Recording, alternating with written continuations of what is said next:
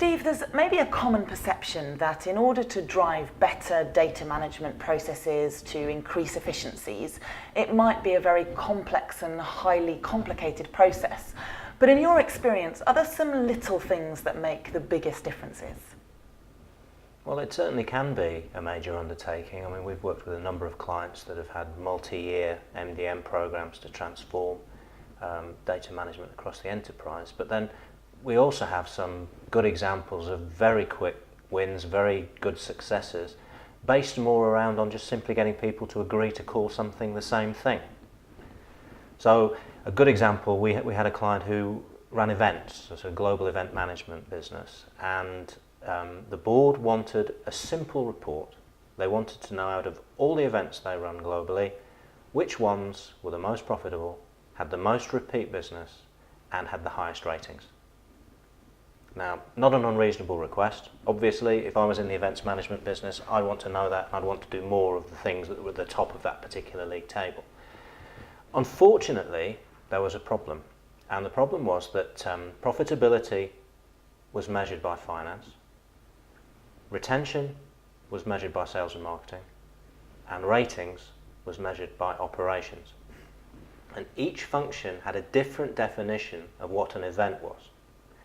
And also, there wasn't a common naming convention for the events.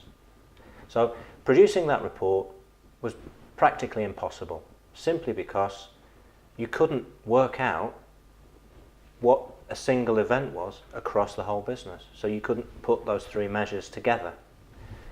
Now, how we tackled that was to simply set up a cross-functional working party, get those guys to agree a definition of an event, have them present it to the board for ratification, and then simply put an extra piece of master data in place, which was a single naming stroke numbering convention for an event. I mean, it seems to me that a huge part of driving data management efficient practice is as much about instilling some behaviours and maybe a different culture within a company, about the left hand talking to the right, perhaps. Well, absolutely. And the members of the steering committee, the working party, they said, oh, we've wanted to do this for years, but we've never really had the opportunity to sit down across all the functions and discuss it. So sometimes we simply play a sort of catalyst role to get the right people in a room.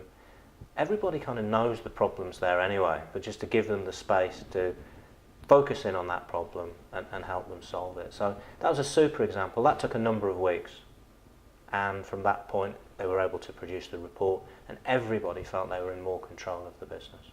And what are the highlight benefits that that has then for the company? Well, in the example we've been talking about, there was essentially a complete block on business progress. They felt they had gone as far as they could around optimizing the business, and they were relying on individuals' judgment as to which things they should go with. Now, the board feel they're back in control, and they're back driving the business forward. So, I mean, that's an enormous benefit. Not necessarily directly measured in financial terms, but, you know, if the board feel they're controlling and driving the business, that's certainly a good place for them to be. Fantastic result. I'm sure you found it really encouraging to know that when it comes to effective data management, there are often some little things you can do which have a massive result for the organisation. Make sure you're signed up to hear the rest of Steve's insights across the rest of the series. You can do that just by clicking the button on your screen. And we've also got all of his contact details so that if you have got a question, a comment, or maybe a query to put forward, you can do that right now.